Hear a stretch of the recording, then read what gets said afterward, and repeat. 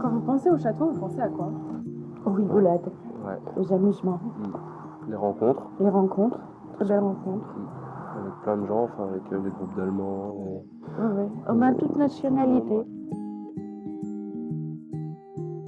C'était bien quand on devait mettre C'était un jeu de pistolet à eau, on devait se tirer dessus.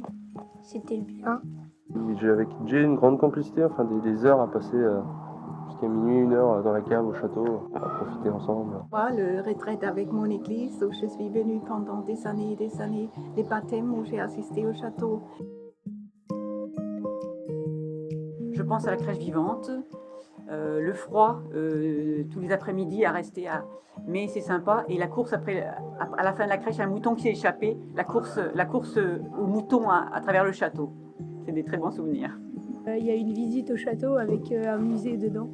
On pouvait acheter des choses. Ça permettait de faire vivre Saint-Albin et ensuite de publier cela dans le journal, de faire des activités qui sont reconnues un petit peu plus largement que la commune par elle-même. C'est dynamique, il y a de la vie, quoi. C'est vraiment du vivant. C'était pas juste des personnages en cire ou autres. Donc c'était vraiment vivant, les champs étaient très beaux, on pouvait participer si on le souhaitait, c'était intéressant. C'était bien. J'ai vu les gens qui étaient vraiment touchés par l'évangile, surtout la dernière fois qu'on a fait. J'ai vu qu'il y avait des gens qui sont restés pendant plusieurs séances, qui étaient tellement attentifs et j'ai vu que leur cœur était touché. C'est un symbole de famille, de réunion, où j'ai passé des moments petits, où on m'en a raconté aussi beaucoup, mais mes parents m'en ont raconté beaucoup. Donc leur baptême, leur mariage là-bas, et en fait moi j'ai fait un peu la même chose ensuite. Donc la famille, mon mariage avant le baptême. Ma plus grande, elle s'est mariée sur Saint-Albin, puisque c'est moi qui l'ai mariée, mais nous avons fait la fête ici au château. Nous avions réservé le château, et ainsi que toutes les chambres. Et toute la famille était ici.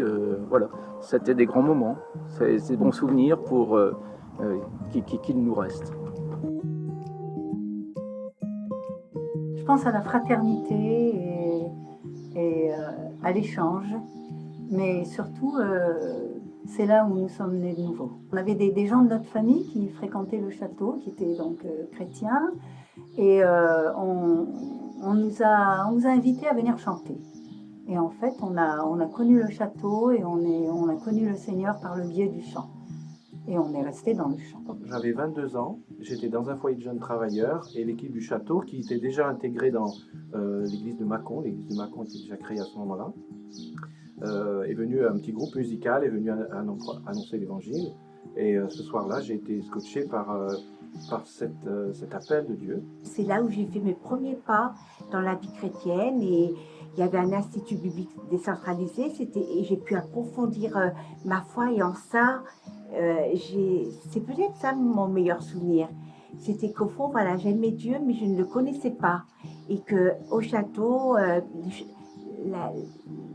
ça m'a été révélé. Là, dans ce mouvement-là, pour moi, j'avais trouvé la vérité, en majuscule.